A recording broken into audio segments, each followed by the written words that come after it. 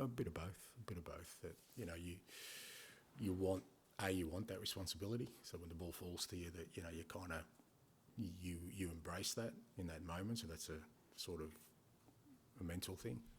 And secondly, it's the conviction in your technique to execute. And not rush or not sort of be in a position where you think you have to do something that is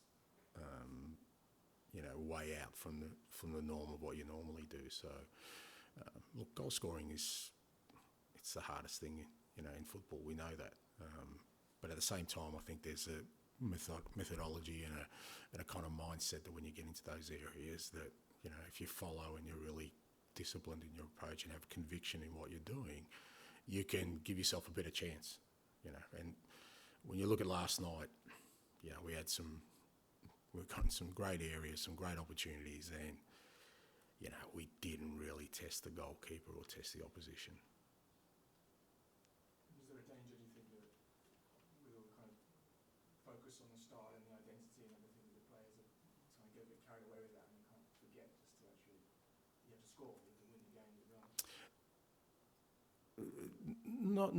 Not in that way, but I do think there is always, and again, wherever I've been, it's been a similar experience where sometimes it creeps into the mindset of the players that the football alone will give you that.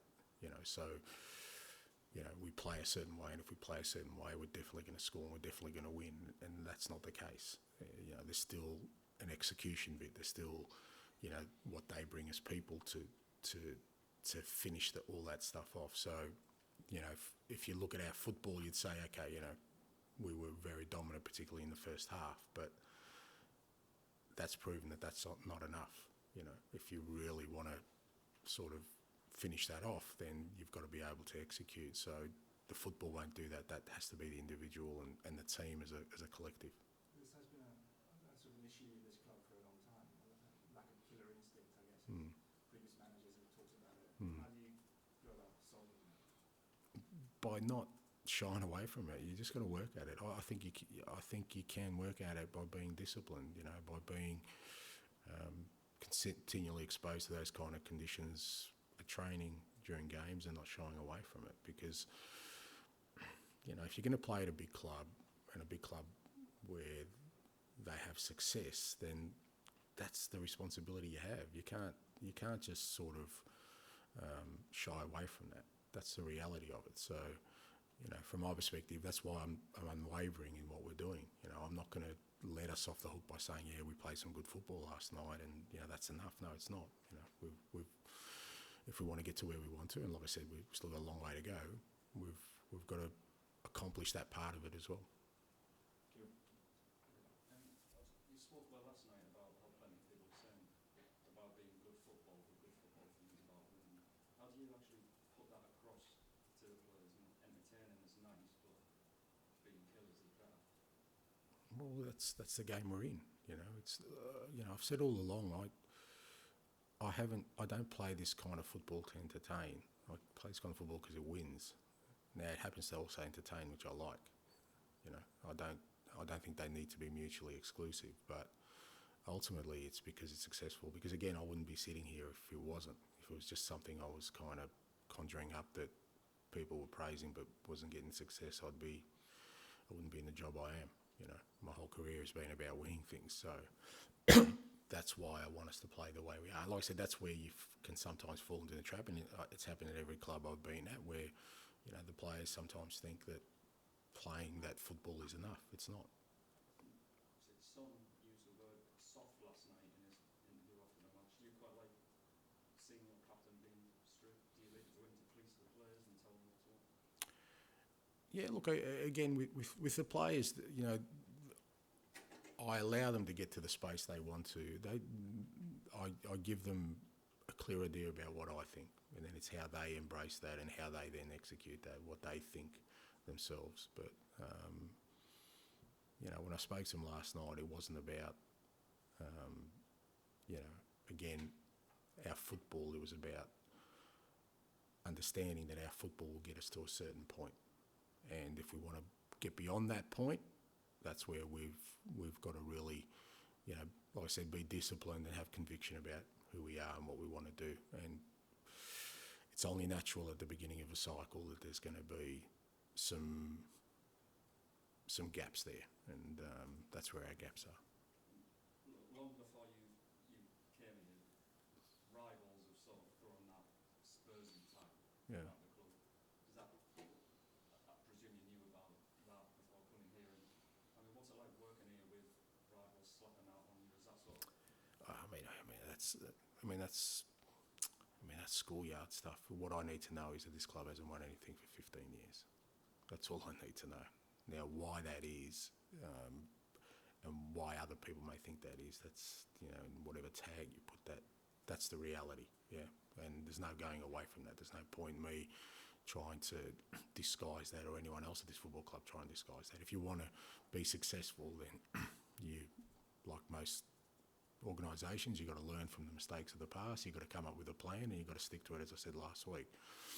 And whatever sort of tags other people want to put on it, that can't be your motivation. That can't be what drives you. What's got to drive you is, like I said, that, if you want to bring success, you've got to have a clear idea of how you're going to go about it, and then stick to the process. Have you heard the old saying about if you give a footballer an excuse, he'll take it? And I mean, do you think that that's fair? And also, I'm just listening to your very firm, no excuses kind of messaging. You mentioned Harry Kane, Chris Davis, all the injuries. How important is it that you're obviously really hitting that hard? Yeah, I think you're being a bit harsh on footballers. I think all of us in life would do that. But in elite sport, it's even more important that you don't allow that to happen, because there isn't any time in your existence as an elite sportsman or as an elite team where there won't be the ability to make an excuse. They're always there, always. It's whether you choose to, let them infiltrate on what you're trying to do, or you use them as a motivation to become stronger in other areas. Because, even if we had won last night and come out today 3 points better off than where we were, we'd still be at the start of a cycle, and we'd still have plenty of excuses for Sunday, and we'd still have plenty of other things that will come up across our path that if we wanted to use them as a clutch, you can use them. But that's how you don't get to be successful.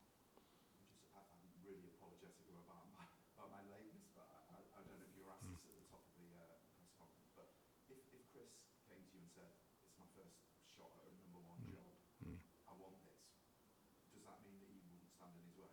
Well, it's not my decision, it's a club decision, but like I said before, and I know you weren't in it, I believe it's part of what I do.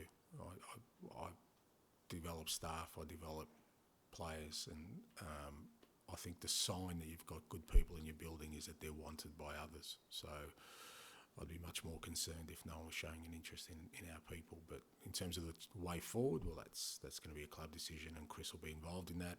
I'll have my views, but I won't be the final sort of say in that. And just back to what Kieran was saying about this Spursy tag, which you understand and describe as schoolyard stuff, but when you have a run like this, 5 games in a row, taking the lead, not winning games, it's often the first thing they use to beat you. I'm just wondering, since you've been here, do you get any sense that that kind of perception weighs the players down to it? Well, put it this way, it shouldn't weigh the new players down because they have no history in it. Now, whether it weighs the ones who've been here, that's something that, it's hard for me to gauge, but it's not something that I reflect on or kind of talk about from a historical perspective. All you can do is chart your way forward. If you want to change perceptions, there's only one way to do it. It's not going to. People are not going to just change their minds and change what they think about you because you want them to. You've got to give them a reason to. And that's the position we're in. And that's, like I keep saying, that's why I'm here, because the club wanted to change its course. So that's what I'm doing. And, I think I said in day one, change means change. Change in everything.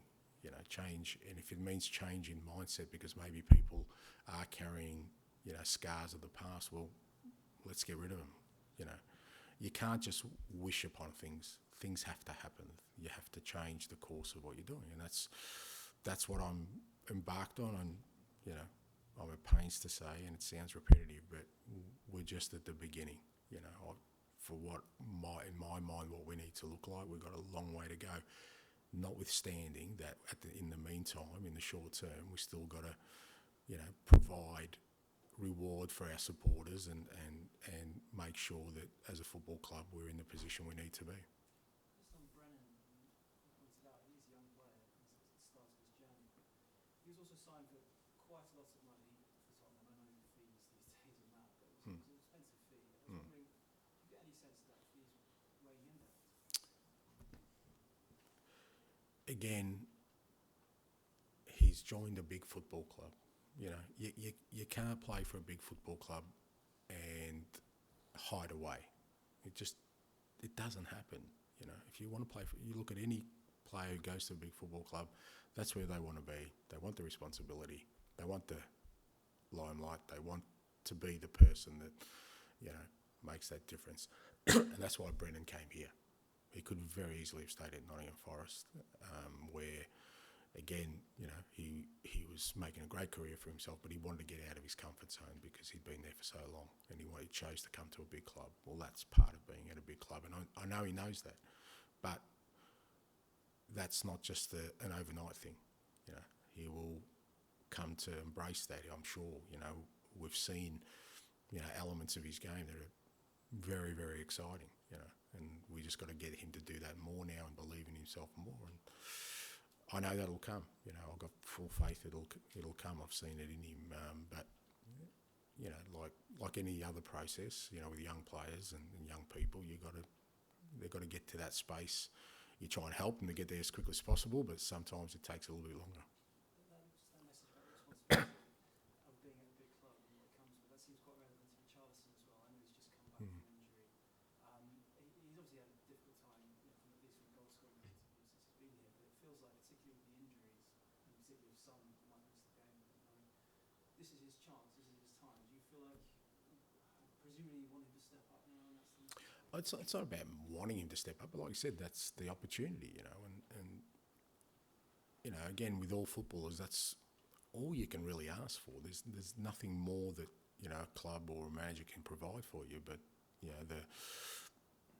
the basic framework of saying, well, here's an opportunity for you, and, your opportunity now exists to, make your own mark and make an impact. So, I mean, it's great to have him back, and fair to say he looks a lot freer and better physically than he did earlier in the year when he was kind of struggling through things. So, it seems like the intervention, in terms of the medical intervention, has been positive for him.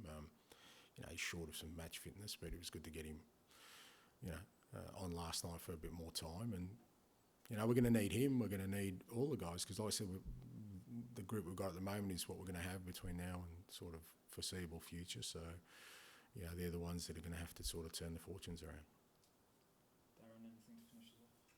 Just one from me. You kind of spoke us earlier in the season about how your own career trajectory, you've always had to defy the odds and prove who you were, and you're proud of that. Can you apply that now in real time? I can imagine just how Spurs have been. Yeah, exactly. And, I have, Darren, I have the benefit of experience. I've been through this many times. So I know unequivocally what we need to do. But for a lot of these guys, it's the first time. And I'm always mindful of that wherever I've been. And that's why I know that invariably, sometimes it's happened at the beginning of my tenure, sometimes it's happened in the middle, sometimes it's happened at the end of the first season, but always in that first season there's challenges, and players need to go through that and come out the other side and see that, okay, we've survived that. It hasn't killed us. We're still going. We're still alive. We're still upright, and if anything, it can make us stronger going forward. But like I said, I have the benefit of that experience. The players don't. My role in this is to guide them through that. I know how we get through this, and I know what the road forward looks like. But they've got to go through it themselves and find out about themselves. Do they want to be part of this? Because it's not going to get any easier. That's the one thing I keep telling him. There's never going to be a time where it's going to be smooth, not while I'm at the club. Even when things are going well, I'm going to be pushing for us to be better. I'm going to be pushing for us to improve. I'm going to be pushing for us to bring success to this football club. So there's never going to be a time where they can, feel any sort of comfort that, things are going to run smoothly. So, the more they embrace this side of it, and it's a great time for me this is where I'm, apart from the beginnings, this is where I'm most alert, not just with the players, with the staff, with everyone at the football club. How's everyone reacting to this? It gives me a good indicator about what we need to do going forward. Okay, thanks guys. Thanks, guys. Thank you.